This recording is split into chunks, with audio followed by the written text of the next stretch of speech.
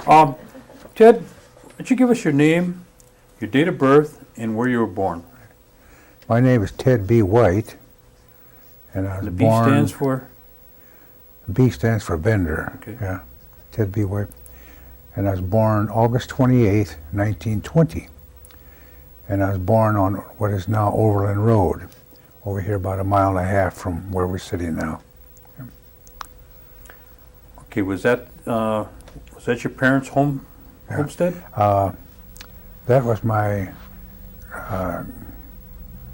grandmother's home, and it's airship land, it's trust land. And at one time, all my uncles and aunts owned a good part of say, the four corners of Trout Creek and Overland. Yeah. Now there's just 28 acres remaining, which is still trust land, and I was born there. Okay. Now, tell me the name of your mother and father and your mother's maiden name. Okay. My father is James E. White, and he was a full-blooded Sioux Indian from Pine Ridge, South Dakota. And my mother was a full-blooded Oneida Indian, right from here, Oneida. In fact, she was born out here at what is now Overland Road. And what was her name? Her name was Ida. Her maiden name was Ida Skinnerdor. And her mother was Charlotte Skinnerdor. And I think she was born, if I recall correctly, perhaps in Canada. Okay. I think her maiden name, before she married my grandfather, I think was Doctor, Charlotte Doctor. She Oneida from Canada. And my grandfather was John Skinnerdor from New York. Okay. And then there was John and Charlotte, my grandparents, I think had 10 children. Okay. 10 children. But I didn't know all of them. I was born in 1920, and when I was born, there was Elias Skinnerdor was living yet, and my mother and my Uncle William, or Uncle Willie, and Stella and Margaret and John had all died back in the early 1900s. I never knew my grandfather. He died, I think about 18 or 19. But I knew my grandmother very well. I was 13 years old when my grandmother Charlotte died, and she lived to be 88. She died. Mm-hmm. Do you have any idea about what time frame your grandparents came out from New York and Canada? I suspect it was before the turn of the century, because they were allotted land, and that happened, of course, before the turn of the century. And so my grandmother was, I think, born before the Civil War, 1849, 1850, someplace in there, because she was 88 when she died, and that was in 1933. I was just 13 years old then, but I remember her well. And she was a short woman, not heavy set, but dark. She couldn't talk English, and at that time we were just learning a little bit of Oneida, and it was kind of amusing, Gordy, that Del Skinnerdor and Reggie, they were raised by my grandmother, and Thelma, and Lawrence Peters. See, they were all nieces and nephews of, all first cousins of myself. But they were just learning English, just learning English. And we would say, well, you have to sweep the floor, see. And there was no word in Oneida for sweep, so they would say, well, you have to broom the floor. Things like that, see. were kind of amusing at that particular time, see. But they were learning to speak English from Oneida, yeah, yeah. And we were sort of all in that category for a while, yeah. Now, you were born over in that area. What kind of occupation was your father in? My father was a professional baseball player when I was born. And then later, he became a master barber after he left baseball. And then later he became a minister of the Church of Christ. Let's go back to the baseball first. I'm interested in that. Yeah. Your middle initial is B. Yeah. Is there, and the name is Bender? Bender, right, yeah. See, And so you were named after who? With your middle there was a Chief Bender who was an Indian, and he was a pitcher for the Philadelphia Athletics in those days. Yeah. And Uncle Willie and, of course, my father, and a lot of people were interested in baseball. I remember Joel Schuyler, who lived with Uncle Willie when I was a kid, and very, very strong supporter of baseball and of the Packers too. This was in the 30s, see, early 30s, and the Packers were pretty prominent teams here. And Joel and Willie and my dad, a lot of people around here were football fans, just like they are today. Yeah. Mm-hmm. Now, your dad was a professional baseball player. Yes, he was a professional baseball player. Where did he play? He played, he played 1 year in the major leagues. That was a federal league prior to World War I. And then he played with the Southern Association, see, which is AAA ball. And I don't know how much money he made, but I know there was 4 children. There was my mother, of course, and there was my brother Jim, who was 5 years younger than I am, still living. My sister Lucille, who died a couple of years ago, was the oldest. And Phyllis, my youngest sister, who's a year younger, she's now passed on. But my dad earned enough money from playing baseball in those days to support a family. Yeah. But I don't know how much they certainly don't earn the money than they do today. Yeah, yeah. But he was a catcher. He was a catcher. Yeah, yeah. Mm-hmm. I remember, it was a half a dozen years ago or more. I was down at the Oneida post office, and some elderly man walked up to me, and we got to talking. And he knew me. I didn't know him, but he knew me. And he says, I remember your dad when he was playing ball, he says. So that was a long, long time ago. So that's been, I'm 76 now. And so that was in the early 20s. Yeah, because I barely remember when my dad was playing. Yeah. Yeah, my grandparents had built a 2-story brick house, say, on Overland Road. And when I retired in 1975, my mother gave me that land over there. And so we were going to renovate that brick house, 2-story brick house. But after we moved here, I retired in 75 in June. We moved back, and then I bought a trailer to sit there on the land while I was contemplating what I was going to do. But we took a real good look at that old brick house that my grandparents had built. But it was quite deteriorated at that time. It had been vacant for several years, and it was just too costly to renovate it. So we just built the house next to it, and then we let the brick house stand for years. We didn't tear it down until, maybe about 10 years ago. Yeah. But that was an old landmark up that way. Yeah. Remember that? Now, your dad, where did you say he was full-blood Sioux. He played Sioux. What reservation was he from? From Pine Ridge. Pine Ridge. Yeah, uh-huh. Now, where did he go to school? Did he ever tell you? Oh, my dad went to school at Haskell, and he was a real good athlete. Yeah. And he came to the attention of the Major League ball players. Yeah. That's how he got started. See. And my mother went to Haskell. See. My mother went to school right here at Oneida. At the boarding school? Yeah, at the boarding school. See. Then she left here, and then she went to Haskell. In fact, I remember both of them. especially my mother, looks on Haskell as some of her happiest days when she was a young girl. She was a real good lace maker, my mother.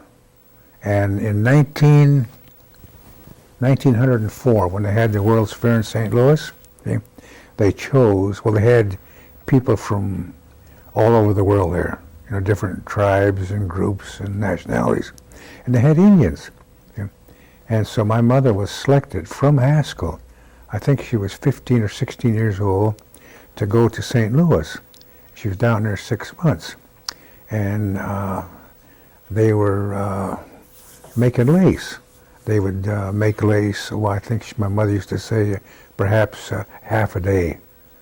And, tourists and other people would walk by and see them. And then the other half a day, they could do anything they want. See? And that was 1904. See? Geronimo was there, the World's Fair, 1904. See? And my mother used to say she used to see him every day.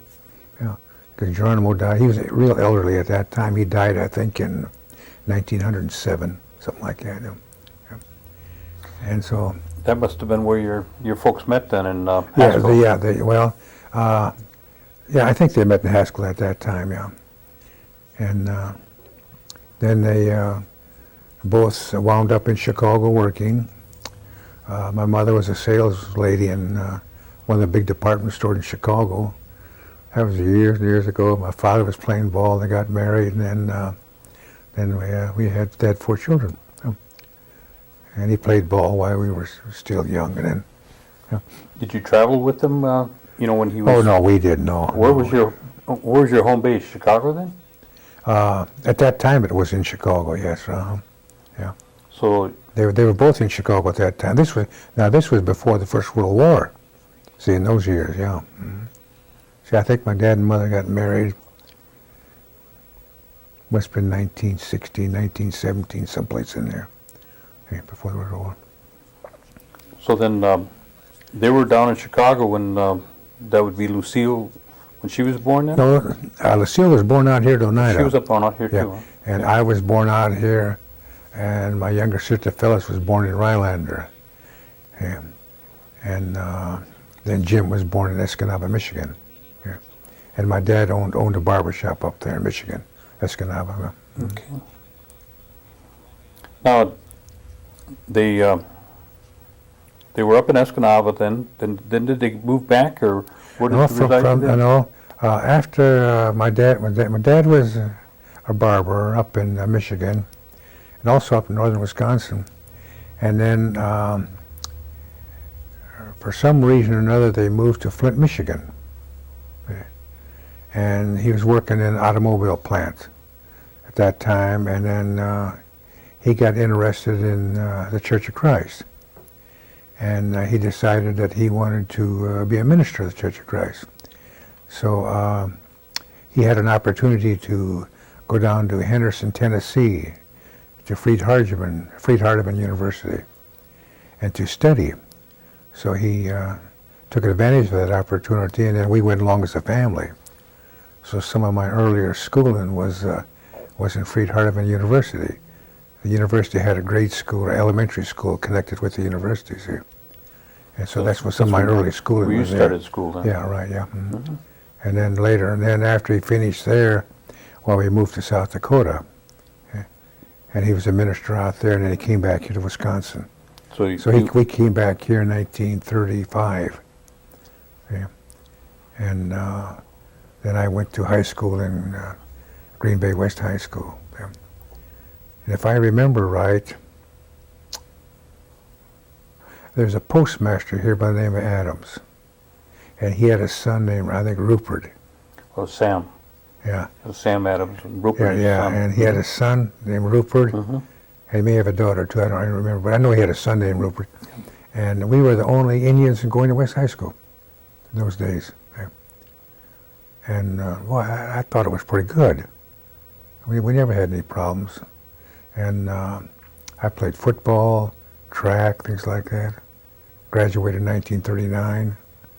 And I don't know how my dad arranged it, but I graduated in 39.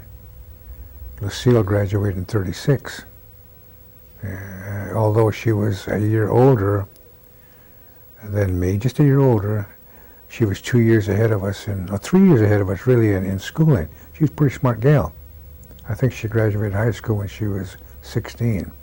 And she went down to University of Wisconsin-Madison to go to school there.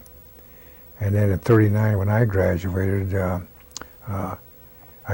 same time my younger sister graduated in 39. So 3 of us were going down to the University of Wisconsin-Madison at the same time. Oh, And I don't know how he arranged that. pretty expensive for your father, yeah. But my parents were very, very concerned with education. They were determined that all of us would go to school someplace if we had the ability. Yeah. And so that's where we went. Tell me about your mother now. When you said she was a sales person at a department store in Chicago? I think it was after she left high school, she went to Chicago. She was a salesperson, and I think it was with Butler Brothers, which was a large department store at that time. I don't think it exists anymore. Yeah. And she was apparently pretty good. She did real well at it. Yeah. And then she met my dad, and of course he was a ball player. And then we moved around a little bit. Yeah. Did she continue to work, or did she basically do housework at that time? After my parents got married, well, my mother never worked anymore. Okay. Don't recall ever working. Yeah. Now you're telling us that your dad was a Sioux. Yes. From the Pine Ridge Reservation. Pine Ridge, South Dakota. Yeah. And you'd gone to seminary school or minister school down in Tennessee. Mm-hmm. Then you moved back up to Pine Ridge. Yeah. Mm-hmm. Now, at the time, thinking back to those days, I know you were young, but tell me what kind of a difference you might experience from the Oneida Reservation to the Pine Ridge Reservation. Did you see a great deal of difference, or was it a lot of similarities? Oh no, a great deal of difference. Although they have some similar problems. The Sioux are, I'd say perhaps 90-some% of them at that time spoke the Sioux language, maybe even higher than that. Yeah. When I was out there, my grandfather was still living. That's my dad's father. And and he had quite a bit of land at that time. And he couldn't talk English. He was a slender man, about 5'9" or 10. And when I was, say, 9, 10, 11, 12, in that age before we come back here, my Uncle George and my grandfather, my Uncle Seth were Sioux. They had a lot of horses. Horses were sort of a sign that you owned something, or you had a little wealth. And they had a lot of them. And I remember my Uncle George one time gave me a rope and says, go ahead and lasso any horse you want, it's yours. Things like that, see. In the mornings, my grandfather would get up and go riding across the prairie, bareback, and I'd ride with him. Although we couldn't, in fact, I learned to speak Sioux, not real good, but I could get along. In fact, Sioux is a much easier language to learn than Oneida. Believe me, it is easy compared to Oneida. And so my grandfather, who would live in a tent, and right next door he'd have a house. Right next door was a house, but he preferred to live in a tent and preferred to cook his breakfast and dinner and lunch over a fire outside. So these Sioux were not very far, say, from the Wounded Knee. Once the Battle of Wounded Knee was 1890. Yeah. And early 30s. So you're just talking about 40 years later. See? And my father, my grandfather at that time was, must have been in his 60s or 70s. See? And he was involved in Wounded Knee in that battle, see, at that time. See? And in fact, where we were living we first went out there was at Wounded Knee, okay?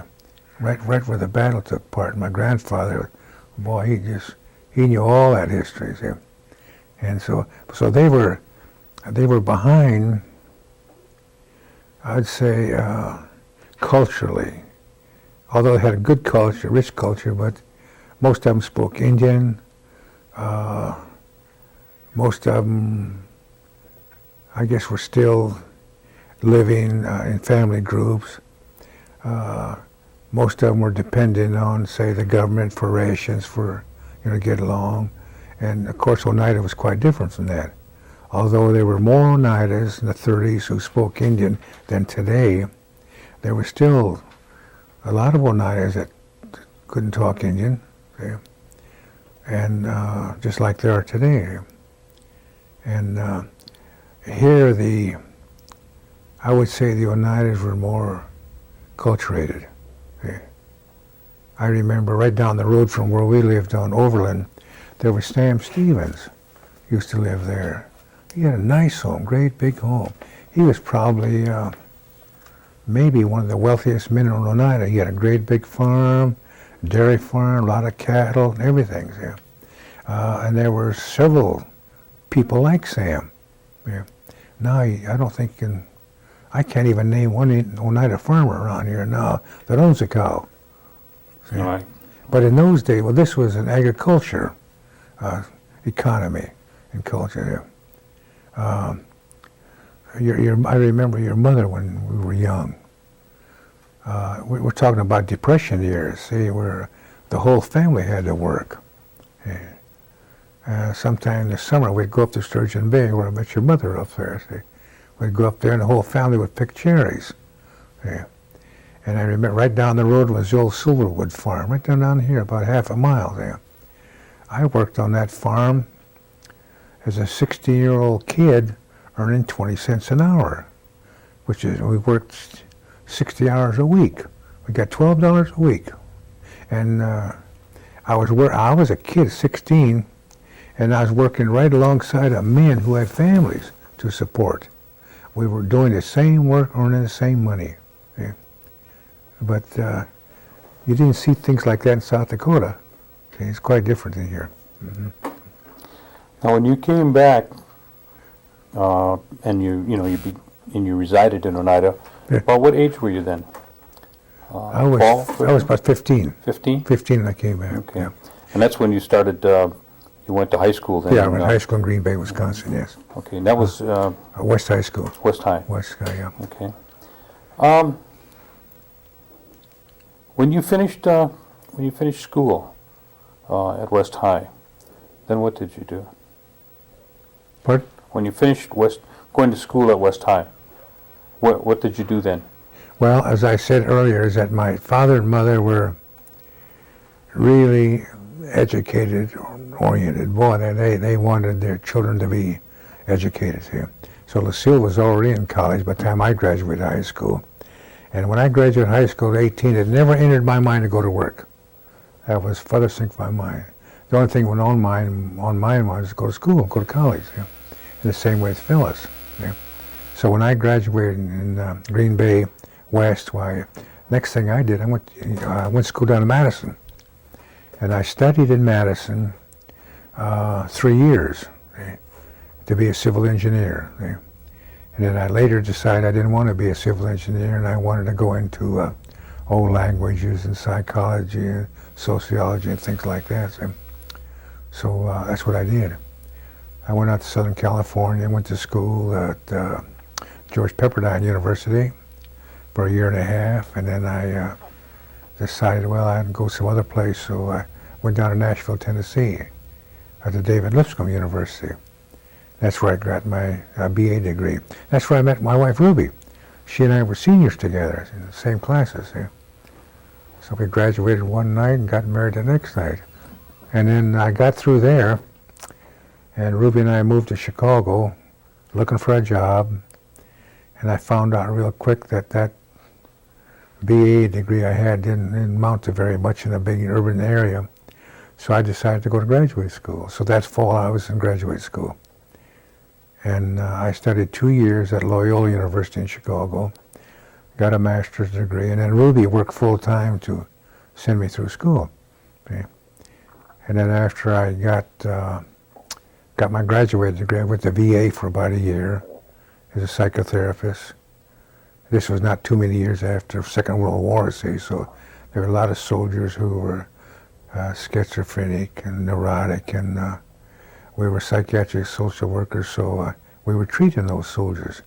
They were in a hospital, perhaps in Hines, and then they'd be released on outpatient basis. We'd see them, and then sometimes they'd go back 2 or 3 times, and things like that. And then I read an article in the paper, Gordy, a little article about this big one day in the Chicago Tribune. It says that Indians are leaving Indian reservations to come to work in big cities.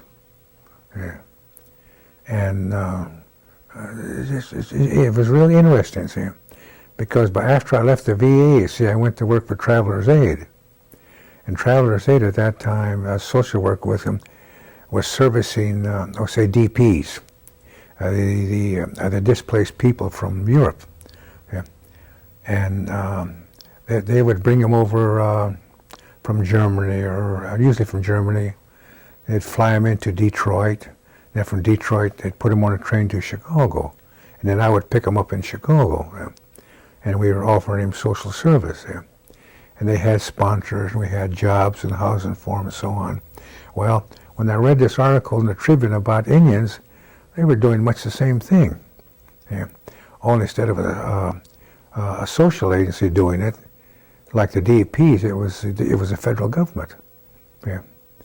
And so I called them up one day and I said, I'd like to come down and talk with you. I'm just interested. I saw the article there. I got real interested. And I found out that it was called the relocation program. See? It started with the Navajo Indians right after the Second World War. The Navajo Indians it's a pretty depressed area. Yeah. They had a lot of young people. And so they decided that they would make an effort to find jobs for them in Denver and Salt Lake City and California. And it's pretty successful. They started in the late 40s. And the federal government, I think, took over that program. Well, they didn't take over that program, but they expanded their own original program, I think in the early 50s, probably 51, 52, someplace like that. And when I got interested in it, it was about 54 there. And then I used to see them in Chicago, and then one day they approached me and said, we're getting to have a lot of Indians in Chicago, from all over the United States, but mainly from the West. A lot of Sioux coming in, Oneidas. I met Percy Paulus, came through that program. I knew him in Chicago. A lot of Indians from Oklahoma. But most of them were from the Plain States that you can go south, right there on Texas that way. Few from California, not many. Hardly any from the east. And I got interested in it, and they said, well, here now, we'd like to set up a private agency in Chicago to assist Indian people in their adjustment to urban areas. And we'd like to stress education and help them socialize, things like that, and recreation, things like that. And so I got interested in it, and they offered me a job. They said, we'd like to set this up, and we'd like to have you be the executive director. So we set up the first Indian Center in the United States in Chicago. And I was the director of that for 2 years. Very successful, worked real good. And then one day they offered me a job. The Bureau offered me a job. And after I thought about it a while, I thought, well, why not? I was young and I liked to move around. And so Ruby was willing, and so my first job with the Bureau was in Shiprock, New Mexico. Yeah. I was a relocation officer. I was a year and a half, then I had an opportunity to go to LA, and I worked in an urban area, then I had a chance to go back to Chicago, and I was assistant director there, And then I had a chance to go back to the Sioux country, Rosebud, so I took that. Then from there went down to Dallas, Texas, the assistant director. And finally I got a directorship in Cleveland, Ohio. Then I came back to Chicago as a director. And finally I was offered a promotion to go to Washington, D.C. central office. I went there. And then after a few years there, I was offered... what year was that one when you went to D.C.? Well, I was there in D.C. the first time in 65. Okay. 65. And then I was there, and then I was offered an opportunity to be a reservation superintendent, the San Carlos, Arizona reservation. So I took that, was out there six years. Then I left there, and I was given an opportunity then to go back to D.C. as a division chief. And I headed all the enrollment on a national basis for all tribes, all the special projects. Okay? And there was a lot of problems in those days.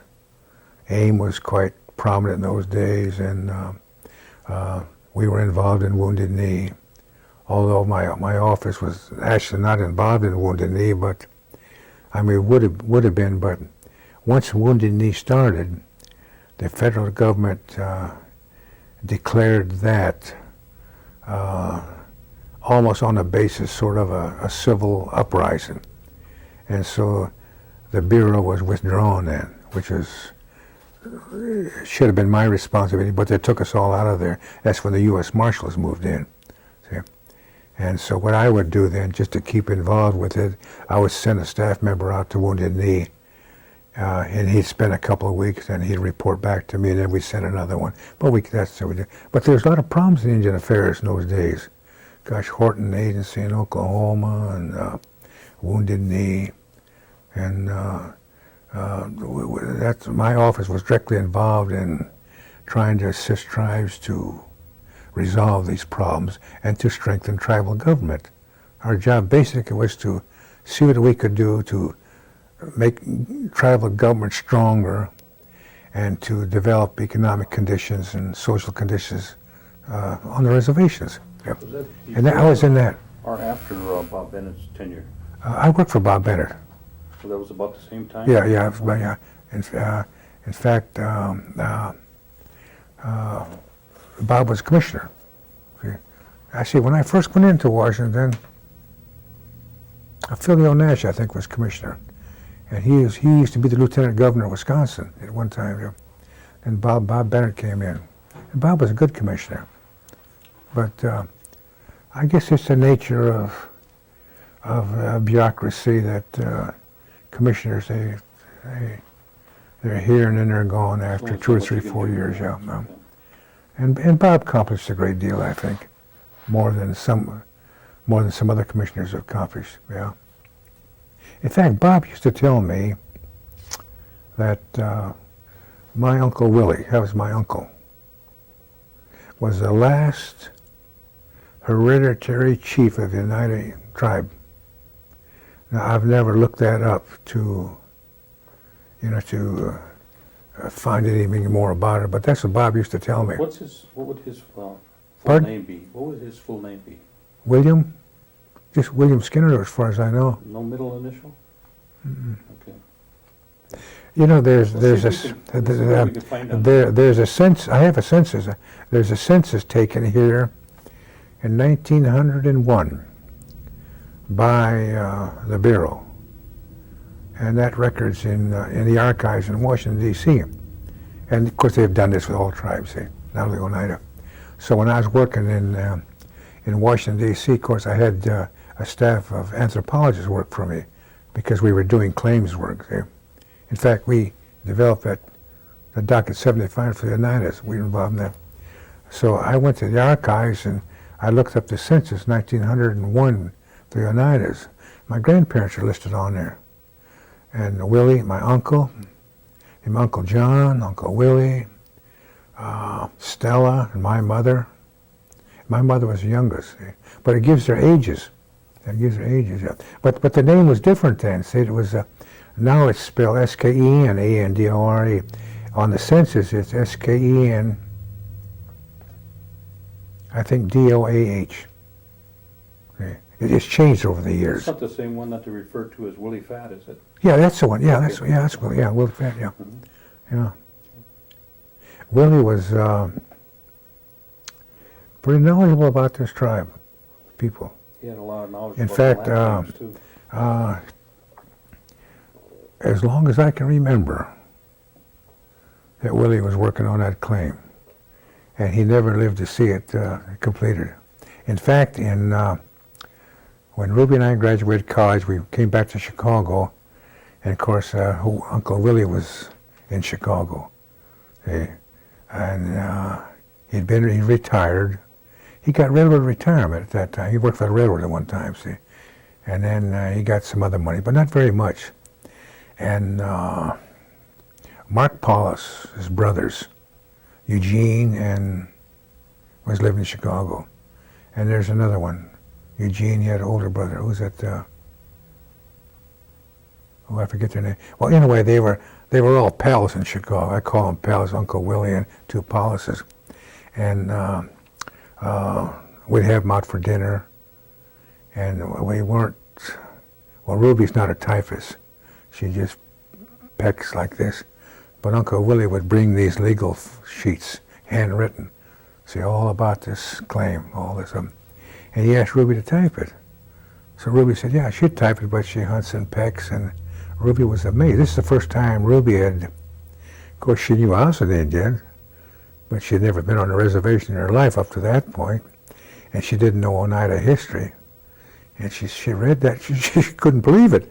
She was reading all that, see. Well, she typed page after page of that for Uncle Willie, see. And then one day, 1957, we were in Chicago, and Uncle Willie died. He died in Krieger Library, downtown Chicago, doing research. See. And I had a business card. He used to carry it with him. See. And now and then Uncle Willie would run short of money. Around retirement, see, he'd come up and he'd say, well, Ted, could I have $5 or $10? And I certainly say, I'll pay you back. And never failed. Boy, end of the month, he got his check, he'd pay me back. See. And very dependable. See. But he died in 57. He had my card in his pocket, so they called me. And so I went down and identified Uncle Willie, and he didn't have very much in his apartment. But he had, Gordy, a trunk, a lot of books and papers in it. And my sister Phyllis was living there too, and it never, I really never gave much thought to it, of taking these papers, because Willie had nobody. Willie was never married. Yeah. And the only one left, of course, was his sister Ida, was my mother. Yeah. But I didn't take those papers. Yeah. And I'm not sure what happened to them. I think my sister got some of them. And then the tribe, I think, got some of them, because your lawyer here, Skinner, what's his name? Francis. Yeah. He and I were talking one day, and he mentioned it. No, not Skinner. Chief Hill. Oh, Chief Hill, yeah. I remember before he died. He had gotten some of that material. And he came to my house and asked me if I had some. See? So I don't know how he got that. And then he got some old books that Uncle Willie was using, which I know my sister had. See? But he'd spent all his life doing that. And I remember Andrew Beechtree, who was living at that time. He was involved in that too. Yeah. So my wife is pretty well informed on Oneida history and all that. Yeah. When did you leave the Bureau? I left the Bureau in 1975. June of 75. I retired at 54 years of age. Retired, and I sat down one day. I worked for the Bureau 19 and a half years. And they passed a law that you could retire in 20 years. And I could figure it out. Everything I could have 20 years. So I decided to retire. And I went down to personnel and said, if I retire tomorrow, how much will I get in pension and annuity? They told me. I figured, well, I could make it on that. So I went home and told Ruby, I said, I'm going to retire. And she said, isn't this kind of quick? She says. Well, she said, fine, let's go. So we moved back here to Oneida. Yeah. Now, before we go any further, I want to, for the record, I want to get the explanation of trust land and airship land. Yeah. Can you give me a definition between the two? Definition. Okay, the Allotment Act came about. Yeah, see, as I understand, the Allotment Act came about, and then it was land was allotted. I'm sure your ancestors got land, just like mine did. In fact, my grandfather got some, my grandmother got some, my uncle got some, and my Aunt Stella got some there, and my mother got some. But most of them, in fact, all of them except my Aunt Stella, sold her land. And my mother mortgaged her land at one time. And when we were talking about it, she wasn't quite sure whether she paid that mortgage off and later sold the land. She wasn't quite sure on it. But anyway, the land that I'm sitting on now, 28 acres, that came through Stella. And it was given to my mother, and then my mother gave it to me. See, that's airship land. It's held in trust by it's not tribal land, it's individual trust land.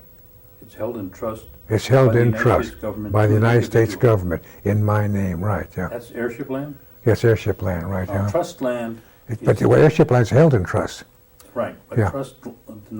Trust land, I guess, is another definition of, that's land that's held in trust by the United States government that is belonged to the tribe. Is that the difference in the definition by airship land and what we call trust land? Now, how would you say, would you repeat what you said? Okay, airship land is land that's held in trust by the United States government Yeah, for an individual. right. It doesn't belong to the tribe, it belongs to the It belongs to the individual, right. Now, what's the land, what do you call the land that's held in trust by the government but belongs to the tribe, and then we as tribal members get the land to us by the tribe? I would think that that land that the tribe owns right today, I'm not sure, but I think originally that was part of the Indian reservation. Yeah, it is. Right. It is. And then the land they've acquired since then, now that becomes a part of the reservation, and that's held in trust. Yeah. Right. Yeah. Because I know some land is held by individuals right, in trust, Yeah. and then there's other land that's held by the tribe that we can live on. Yeah, right. That's held in trust. Yeah. Yeah. But one is called airship land. Yeah, airship Okay. land, yeah. Okay. I think that what was it, out of the total 65,000 acres, maybe 2,000 plus acres were still a reservation. And now they're sort of adding to that as they buy land up. That's put into trust. That Right. becomes part of the reservation. Now, when we were younger, I guess not younger, but there was a time when they had what they called the 52 cents. You remember that? Oh yes, yes. My mother used to get that every year. Okay, what did they receive that for?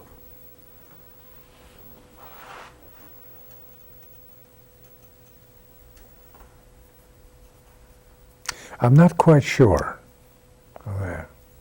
Okay. But I know they used to get that.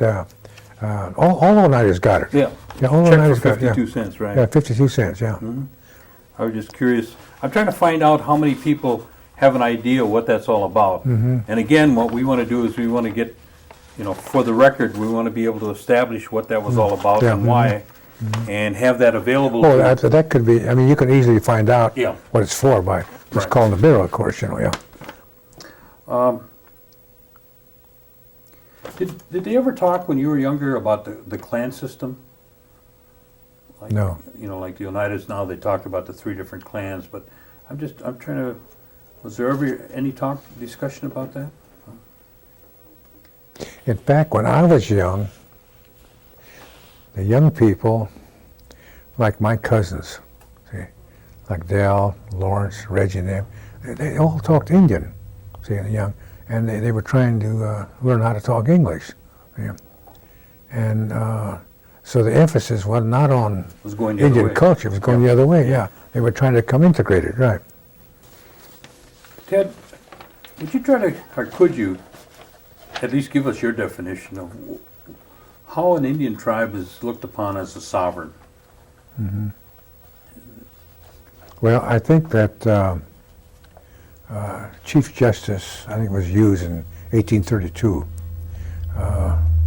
ruled that Indian tribes are sovereign nations. Okay?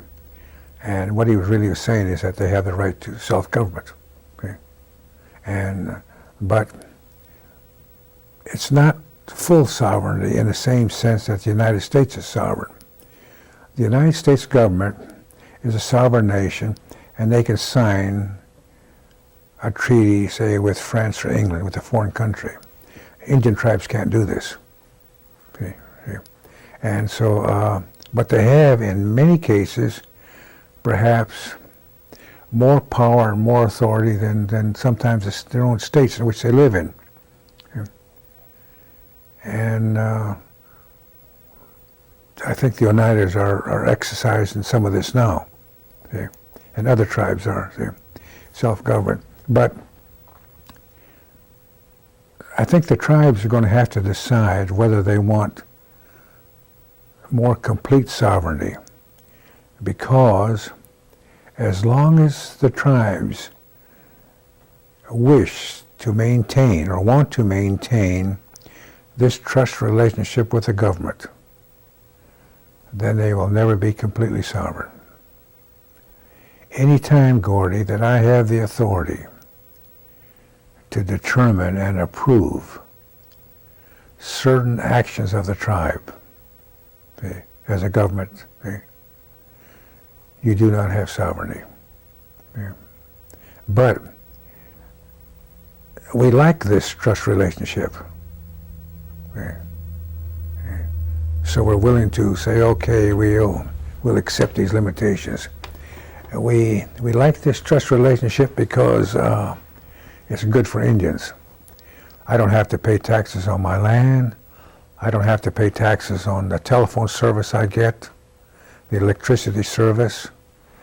I can go in town and buy a car and have it delivered to my home and not pay taxes.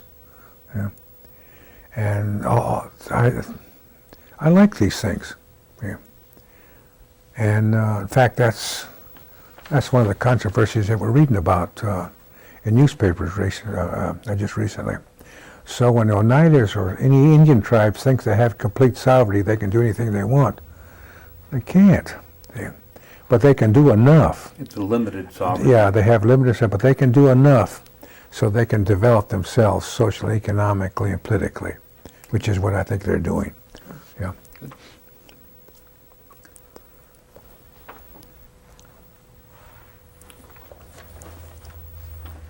Okay, let's look over the course of years now, and your experience throughout the country with different nations, tribal nations.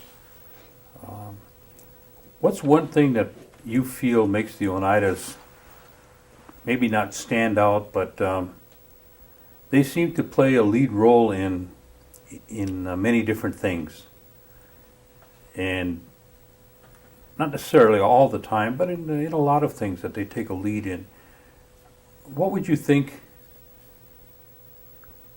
causes or makes the Oneidas move in that, that one step forward, so to speak? Education, maybe? Yeah, you may not agree with this, but there are 500 and some Indian tribes in the United States.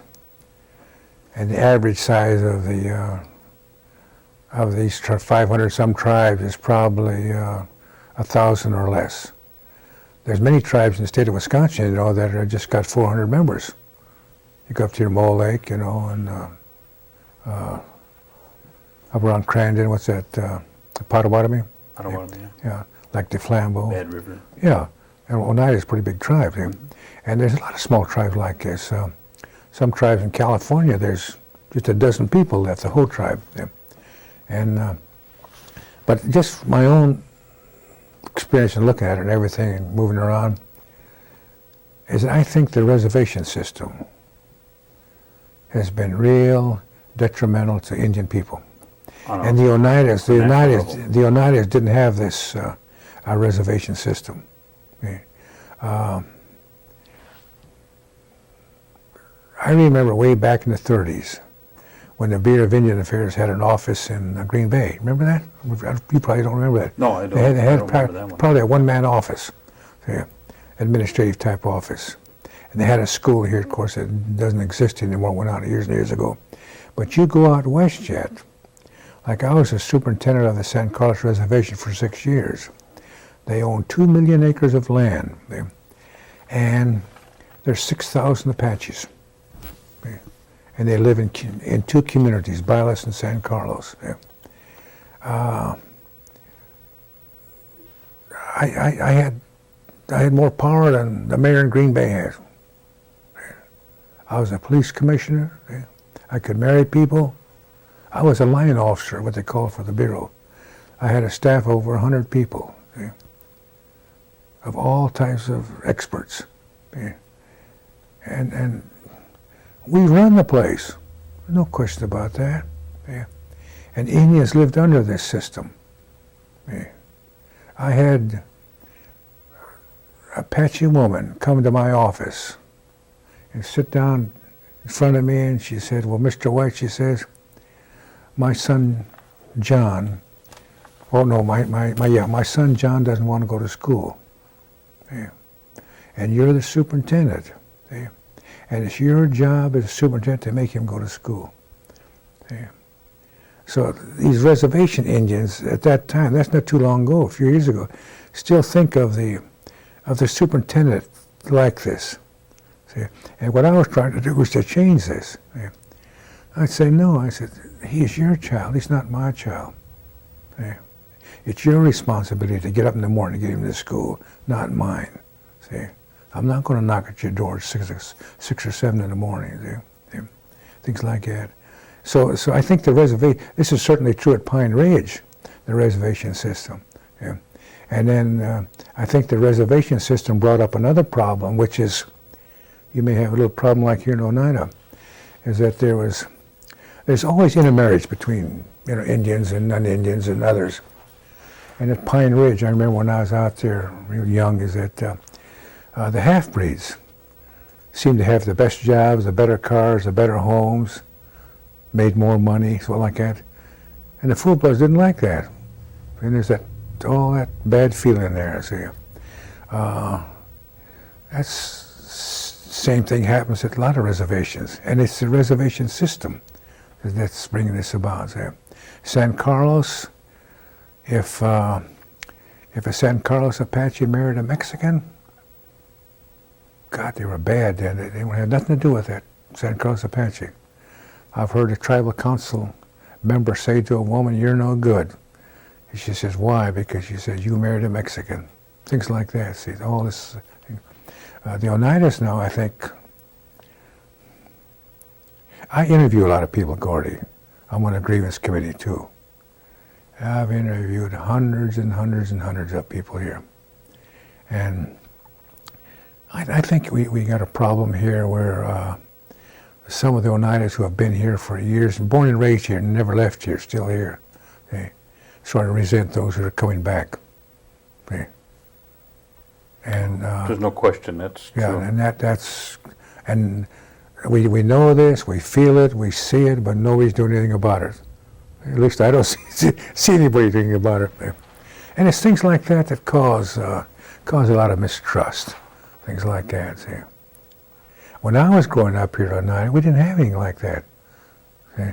It seems to me that, gosh, we're sort of one big Oneida family, it seems to me at times. See. I remember when you had New Year's, people would go yawning, and a lot of people stop by your house. You had something to give them to eat.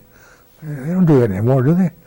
Maybe they do, I don't know, I haven't seen any. Some people do, but not as many. Yeah, not as many. Not like it used to be. See. So it's completely changed, see.